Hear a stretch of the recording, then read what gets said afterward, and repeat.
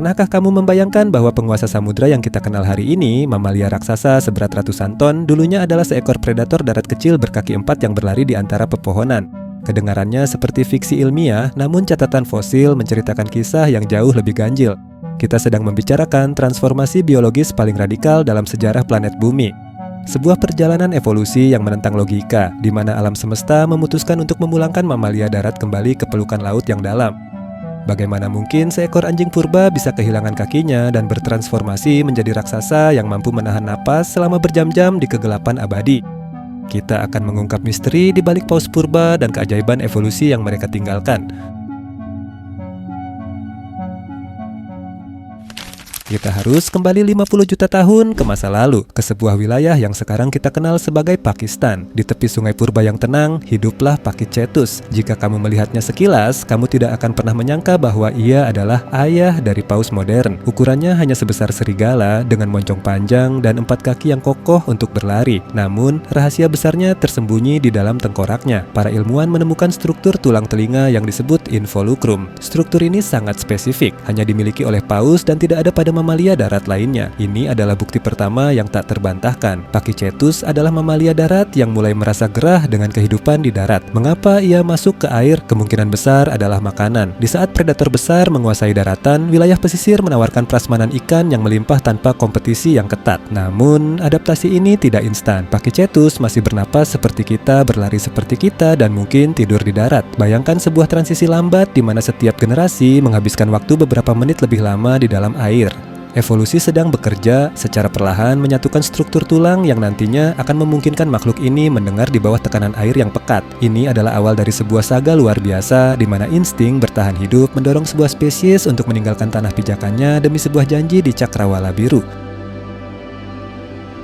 Memasuki era Eosen akhir, sekitar 40 juta tahun lalu, dunia menyaksikan lahirnya penguasa laut sejati pertama dari keluarga paus, Basilosaurus. Namanya mungkin terdengar seperti dinosaurus, karena penemunya awalnya mengira itu adalah reptil.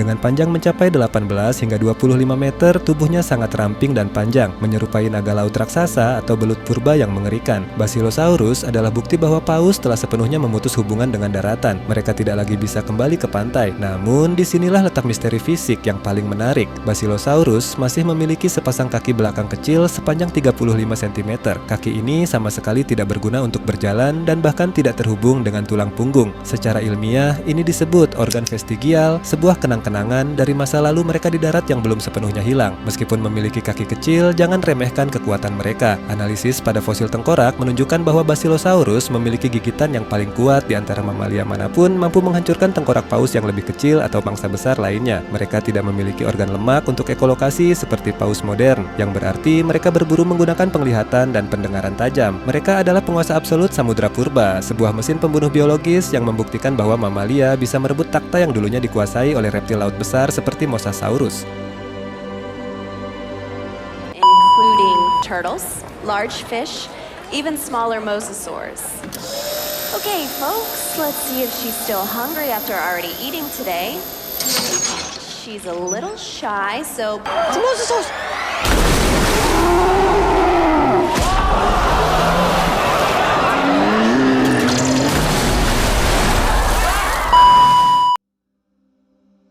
Hidup berdampingan dengan Basilosaurus yang raksasa. Ada kerabatnya yang lebih kecil, namun jauh lebih penting bagi silsilah keluarga kita, Dorudon. Ukurannya hanya sekitar 5 meter, namun bentuk tubuhnya adalah prototipe dari paus dan lumba-lumba yang kita lihat hari ini. Tubuhnya lebih padat, lebih aerodinamis di dalam air, dan kaki belakangnya hampir sepenuhnya hilang, menyisakan sirip ekor flux yang sangat kuat. Mengapa Dorudon begitu penting dalam sejarah ilmiah? Karena mereka mewakili transisi dari monster laut panjang menuju bentuk yang lebih efisien untuk migrasi jarak jauh.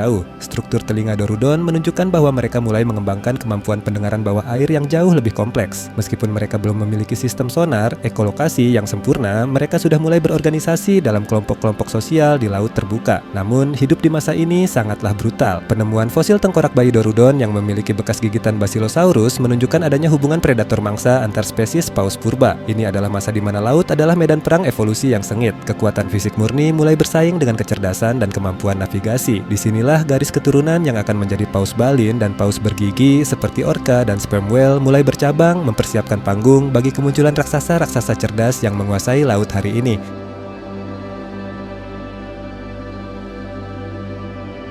Misteri terakhir yang sering ditanyakan adalah mengapa paus menjadi sangat besar. Kita sering mengira paus selalu besar, padahal selama puluhan juta tahun ukuran mereka relatif stabil di bawah 10 meter. Perubahan dramatis baru terjadi sekitar 4,5 juta tahun yang lalu, sebuah periode yang sangat singkat dalam skala geologi. Secara ilmiah, jawabannya terletak pada zaman es. Ketika suhu bumi mendingin, pola arus samudra berubah, menciptakan fenomena upwelling di mana nutrisi dari dasar laut naik ke permukaan. Hal ini memicu ledakan jumlah plankton dan krill secara massal di area tertentu. Paus yang memiliki mulut besar dan kemampuan menyaring makanan, paus balin, tiba-tiba memiliki akses ke sumber energi yang tak terbatas, asalkan mereka bisa menempuh jarak jauh untuk menemukannya. Ukuran besar menjadi keuntungan evolusioner. Tubuh besar memungkinkan mereka menyimpan lebih banyak lemak untuk bermigrasi ribuan kilometer untuk hidangan krill di lautan. Inilah saat di mana paus biru berkembang hingga mencapai berat 200 ton. Ukuran raksasa ini bukanlah kebetulan, melainkan strategi bertahan hidup melawan perubahan iklim global. Tanpa perubahan suhu bumi jutaan tahun lalu, kita mungkin tidak akan pernah melihat makhluk sebesar pesawat Boeing 737 berenang dengan anggun di bawah samudra.